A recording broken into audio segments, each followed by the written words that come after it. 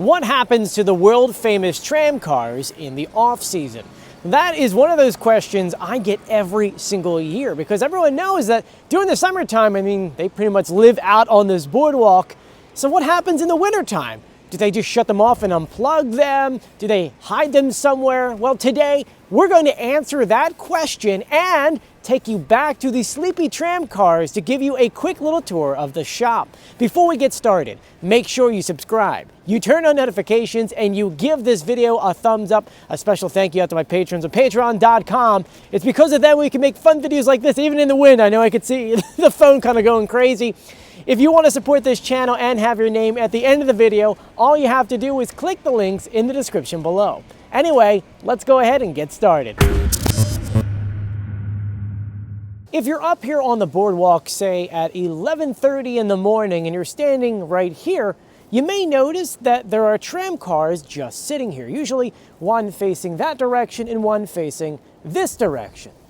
And the reason for that is because this is the starting place of where the tram cars come out from their beauty sleep and then get started to go up and down the boardwalk.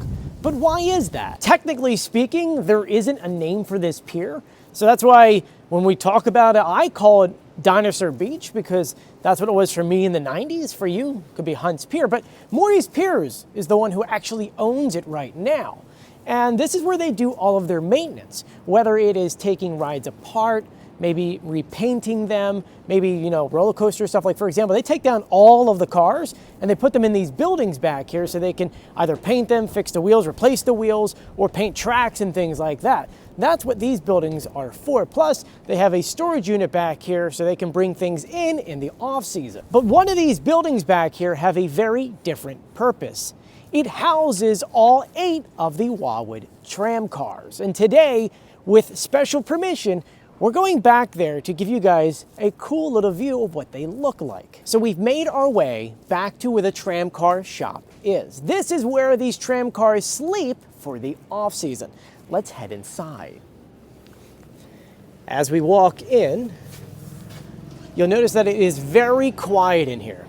It is the off season, but still, there's a lot of work that is completed in the off season. So let's go ahead and give you a quick little tour and kind of talk about these projects. If you've never had an electric vehicle or know anything about electronics, you would know that these batteries in the off season, it's not like you can just come in here, turn them off and leave them.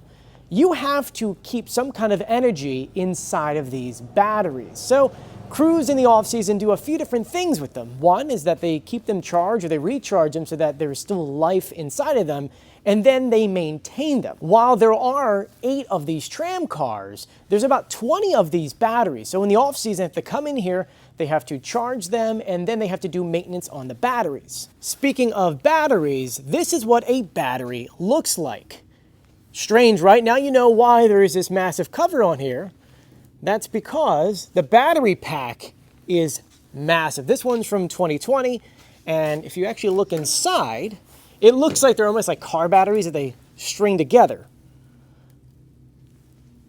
Kind of neat. Something you probably have never seen before. To access the batteries, they have to first open the lid, then remove this front cover, and then this is the battery. It is massive. So you need a big machine to get this off, and that's located actually right over there. Let's say that there is some issue, maybe it's not charging properly, maybe the battery's just going dead, and they need to go ahead and remove that. Well, what they do is they move that tram car over here where the lift is.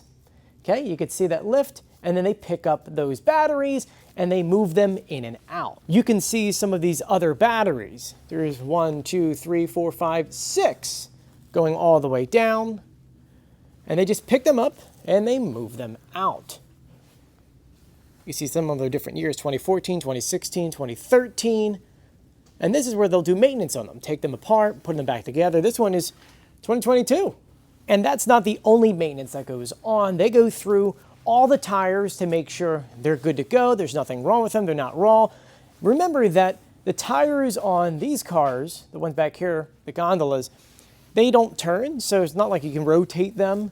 It's just one of those things where they just have to go in, make sure they're all okay, and then they can either replace them or just give them a thumbs up, they're good to go for the season. And while I don't have an example right now to share with you what that looks like, that pretty much is just removing all these bolts. This comes off. They replace the tire, they put it back on, and then it's back on the roadway. At the time of this video, crews are actually getting ready to return in here full time because they start getting them up and running for St. Patrick's Day. They use these in different parades. And so right now they already have this one together and ready to go. This will be the lead car for that parade. And what they'll do is they'll just pretty much move this truck out of the way, which this is what they use. If this goes down, they have to pull it. They'll move this out of the way, open those doors, back this up to here, and just pull this straight out. And you're probably wondering, why is it that they're all pulled in this way? There's actually big doors in the back. So let's say it's summertime, it's midnight, they're bringing the cars in, they drive them down Dinosaur Beach, where then they turn into this building and then they get pulled right through. And you can see that. See how there's there's doors in the back? They pull them right through. And when they pull them in, they're very close to each other. These drivers have a lot of experience doing this. I don't think I could drive this close to another tram car though. While we're touring, you could see going this way is a bunch of spare parts, whether they're, looks like axles and brakes. But this is what they look like when they're parked up for the night. And a lot of people are asking me, are there any changes for the tram cars for this upcoming season? And no, there's not. $5, it's still going to be $5 for this year. I know a lot of people kept on saying, you know, they all missed the $3 prices. Guys, when that minimum wage came in, it really caused a lot of things to go up. And unfortunately, same thing for the tram cars. $15 an hour, you need 2 people on this, and there's 8 of these. You do the math on how much staff you need to run these every single day. One of the questions I always get is, are we expected to get any other new tram cars? You know, we had gotten Sunny not too long ago, then we got Gig, which this is the latest one. Are there any new ones coming in the future? Possibly down the line? There's a lot that goes into these tram cars. While you may think that it's simple, the technology to run these tram cars, they do not exist anymore. Those batteries that come out, that is something that no one does anymore. The new battery systems, like if you've got a Tesla in that, you understand that you don't remove the batteries. It's not something where you can take apart and do. They're inside the vehicle, which is something that may not work for this situation. Mostly because it has to do with how long it would take to charge these and the time that it would take to have them ready for the next day. Because like for a Tesla, for example, if you charge it at home, you're looking at maybe 32 to 40 miles if you get a level 2 charger. So if these have to go all day, these would have to charge for an insane amount of time to keep on going. And to get it ready for the next day means you could only have them out for X amount of time. And the city did have a company come out here to see what their possibilities of doing that. And let's just say it wasn't ideal. And so there's other things that they're considering for the future, which could be a hybrid. It could be other different models of electric engines. It's just right now, parts for this is getting kind of slim, and the technology for this is just really outdated. But the good news for all of us is that the tram car is not going anywhere. It's still going to be here on the boardwalk. I mean, these things are more popular than ever. Obviously, we've seen changes on the boardwalk where people aren't up here as late as they used to, and they're not up here as early. But as the environment changes, so will the tram cars. So let me know what you guys think. Isn't it cool to kind of see how the tram cars sleep in the off season, which technically they're not. If the batteries are keep getting charged and just maintenance happening to them, they're wide awake. They're just maybe taking a little nap. And a little disclaimer. This is not open to the public. You cannot come back here on your own. This is private property. We had gotten permission to come back here to film this video.